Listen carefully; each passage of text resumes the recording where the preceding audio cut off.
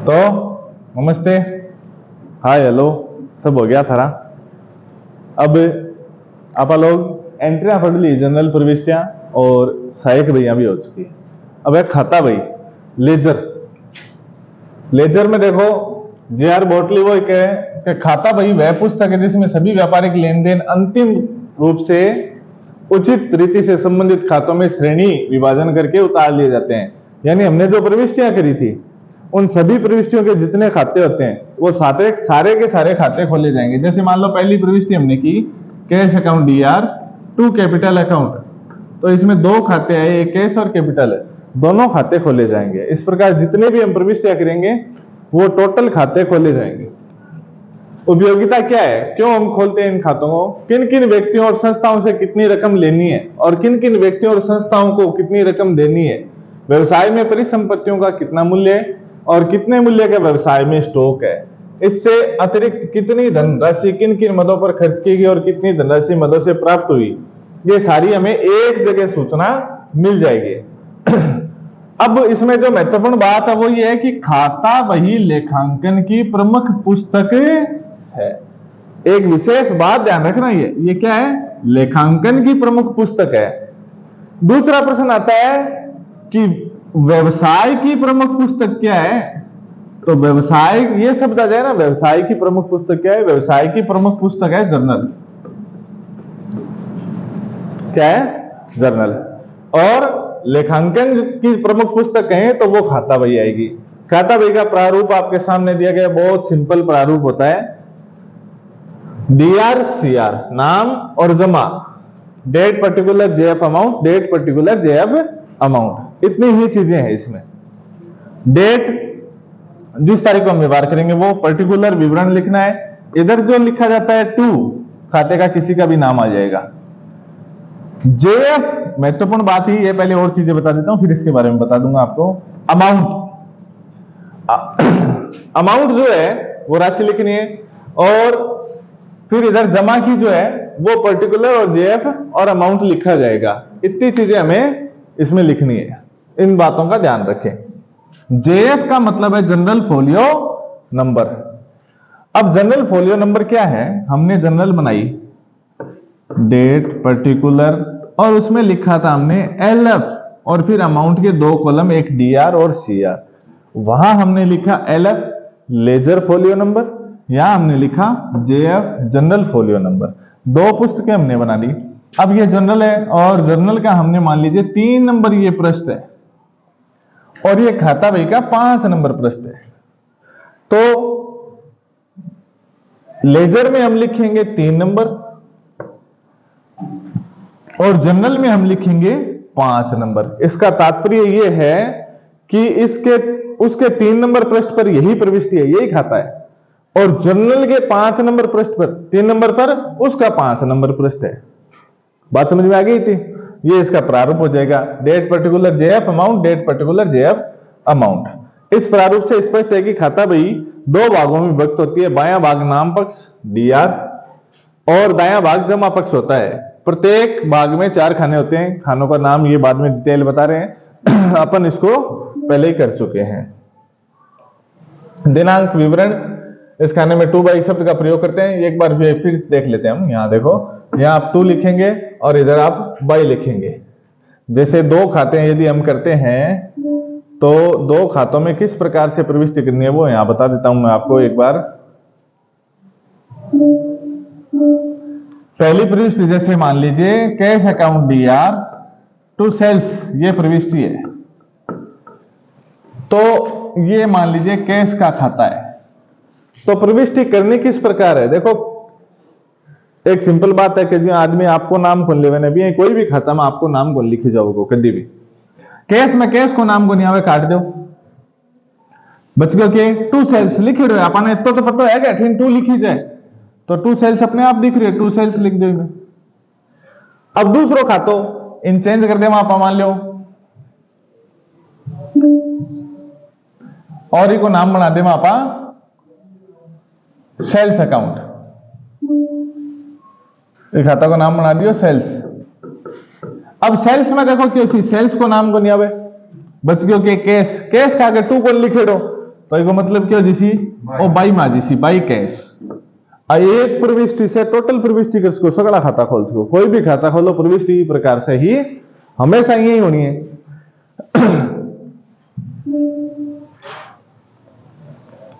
General प्रश्न क्या होगी, खतौनी की प्रक्रिया। सबसे पहले अनुक्रमण की सहायता से संबंधित खाते के नाम पक्ष पृष्ठ खाता खोला जाएगी। वही चीजें जो हमने चर्चा कर ली, 2 बाई लिखना, जेएफ लिखना, ये आगे प्रश्न दिया गया। रोकड़ से व्यापार प्रारंभ किया गया, प्रविष्टि हम जानते हैं, कैश अकाउंट दिया टू कैपिटल। राम से माल खरीदा, आपको बताया भी है मैंने, से जो शब्द आ जाता है उधार है, तो उससे पहले जो शब्द होता है उसको हमें शेयर करते हैं। परचेज अकाउंट डीआर, नियम क्या है, जो वस्तु व्यापार में आई, परचेज अकाउंट डीआर, आने वाली वस्तु के नाम करते हैं ना, जाने वाली के जमा। तो purchase account DR to Ram furniture खरीदा, फर्नीचर अकाउंट डीआर टू की कौन लिखे दो, कैश है। प्रखर को माल बेचा, पाने वाले के नाम करो, को से पहले जो शब्द आता है उसको डीआर करो, प्रखर अकाउंट डीआर टू सेल्स। ये सगली जितनी भी प्रविष्टियां होती, जितना भी आपका खाता खुल लिया, बे टोटल अपन खाता खोलना है। पहले प्रविष्टियां हो चुकी है, प्रविष्टि आप पहले पढ़ ली, अब देखो टोटल खाता खोल देसी। Cash account DR to capital पहली प्रविष्टि अपनी, तो भी प्रविष्टि में क्या हो,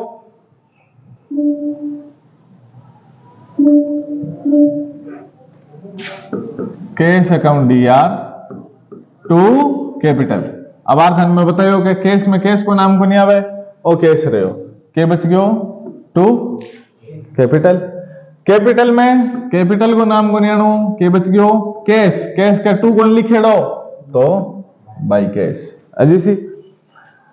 अब दूसरी प्रविष्टि दिया, प्रविष्टि खाता भाई से वापस प्रविष्टि भी बना सका पा। अब वो कैश अकाउंट में प्रविष्टि देखो, फर्नीचर और टू कैश लिखे रहने, तो बाई फर्नीचर को मतलब कि फर्नीचर डीआर है, इनमें से प्रविष्टि कोई भी खाता में प्रविष्टि यहां चले, यानी वो नाम पहले है furniture account DR to cash, और ए प्रविष्टियां इन यहां चले, यानी आ पहले डीआर है, कैश अकाउंट डीआर इनमें लिखे रहे to capital to Prakhar. Rent account DR to cash प्रविष्टि बन गई, Ram account debit to cash प्रविष्टि बन गई। इस सेल्स अकाउंट में आप पहले प्रविष्टि करी ना, प्रखर अकाउंट डेबिट टू सेल्स आप प्रविष्टि करी, तो सेल्स में क्या गया भाई प्रखर। अब आगे देखो, प्रखर को अकाउंट आशीपी में क्या आना चाहिए, टू सेल्स और प्रखर टू सेल्स आप प्रविष्टि आ गई। अब टोटल चीजा एक प्रविष्टि बता दो, चाहे 2 बता दो, चाहे 5 बता दो, 10 बता दो, प्रविष्टियां होनी ये प्रविष्टियां अपन कर ली। खाता जितनी आप प्रविष्टि करांगा, अलग अलग जितना नाम आवेगा बितना खाता अपन खोलना है, टोटल खाता खोलना पड़ेगा अपन। समझ आ गई बात।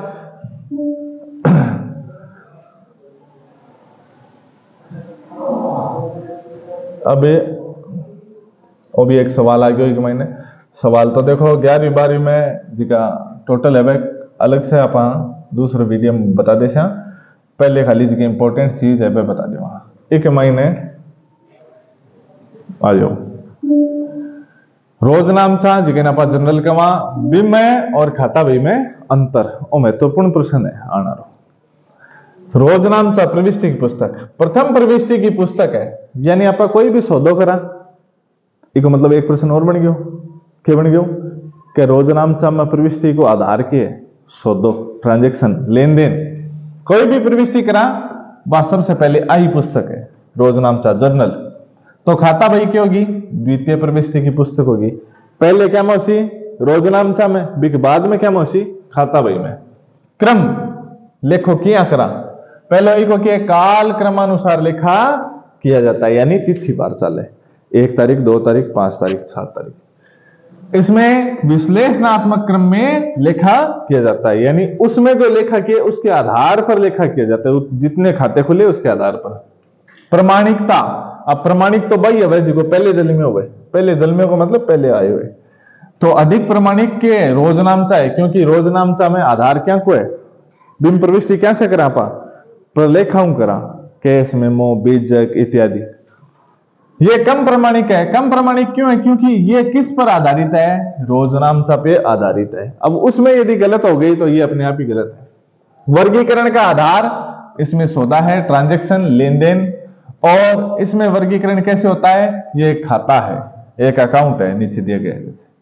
प्रक्रिया का नाम रोजनामचा में प्रश्न ये आता है कि रोजनामचा में एंट्री करने या प्रविष्टि करने की प्रक्रिया को हम क्या कहते हैं, उसको जर्नलाइजिंग कहते हैं, और इसमें कहते हैं खतौनी। खातों का शेष निकालना और उन्हें बंद करना, यहां तक बात हो गई। इसके बाद में खातों का शेष निकालना और उन्हें बंद करना। खातों का शेष निकालने से तात्पर्य है, शेष को मतलब इल्ली साइड जोड़ लो, अठिली घटा दो, बच गए जो बैलेंस वो शेष हो गए, या आ ज्यादा है तो इन्ना जिसी। खातों का शेष निकालने से तात्पर्य नाम और जमा पक्ष के कुल योग का बराबर होना। इसलिए सर्वप्रथम दोनों पक्षों का अलग अलग योग किया जाता है, फिर दोनों पक्षों के योग के अंतर की गणना की जाती है। अब ये तो कह रहे दोनों की योग करें, लेकिन मोस्टली हम क्या करते हैं, देखो एक खाते को हम सरसरी निगाह से यदि देखते हैं तो हमें पता चल जाता है कि इसमें डीआर साइड ज्यादा है या सीआर साइड ज्यादा है।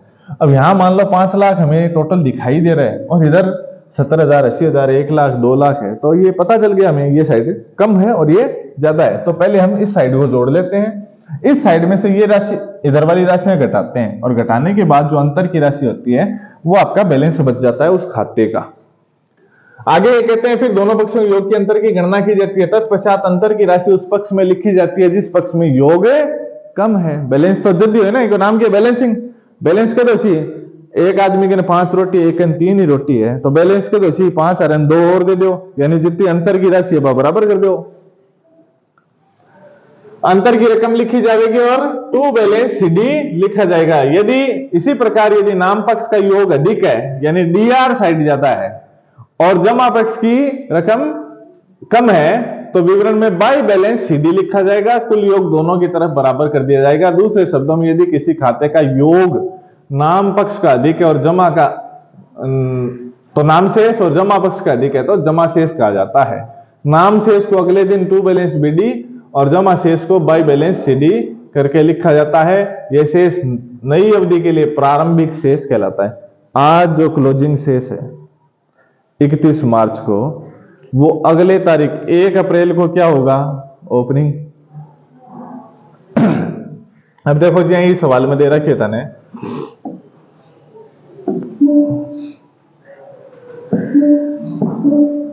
Bank account. बैंक अकाउंट में टाइपराइटर बाय टाइपराइटर अकाउंट दिया टू बैंक 2,000 रुपया को खरीदो। अब देखो रुपया आया, bank to cash 3 lakh, bank by कैसे लिखा है भाई, गलत है, ये टू आएगा। 3,04,900 ये राशि है, यहां टोटल है इसका ये। अब हमें ये साफ दिखाई दे रहा था, ये रकम नहीं थी तो 2,000 रुपए था।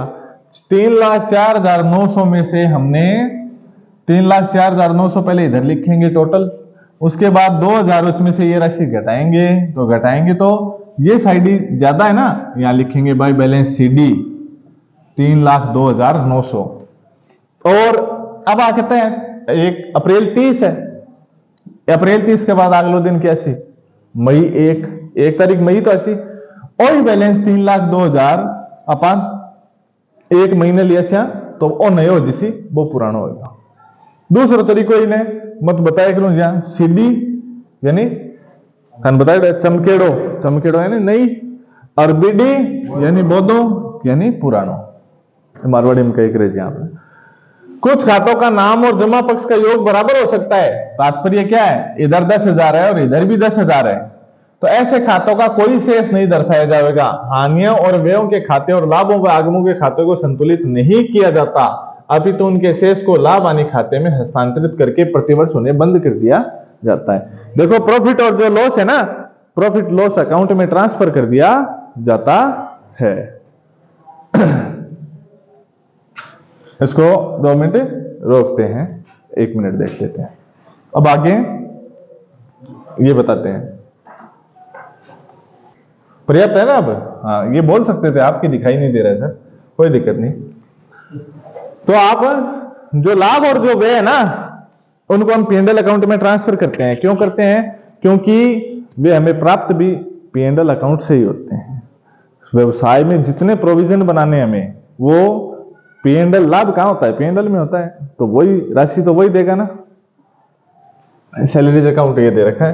प्रारंभिक प्रविष्टि की एक चीज आती है, देखो जैसा कि खातों में संतुलन में बताया गया कुछ खातों के नाम शेष होते हैं और कुछ जमा होते हैं। परिसंपत्तियां नाम शेष बताती है। ये बात बहुत सिंपल बात है। हम ये जानते हैं कि जो असेट्स है उनका बैलेंस हमेशा क्या होता है, डीआर होता है, और दायित्वों का बैलेंस क्या होता है, सीआर होता है।